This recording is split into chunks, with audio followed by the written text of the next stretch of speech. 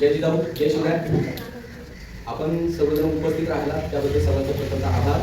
आमच्या आग्रहाला मान देऊन आपल्या शाळेच्या मार्गदर्शिका नापित मॅडम उपस्थित राहिल्या, आणि परस्पर सर्व उपस्थित आहे आणि सर्व शिक्षक वर्ग, आदर्श शिक्षक वर्ग सर्व उपस्थित आहे, त्यांचंही स्वागत.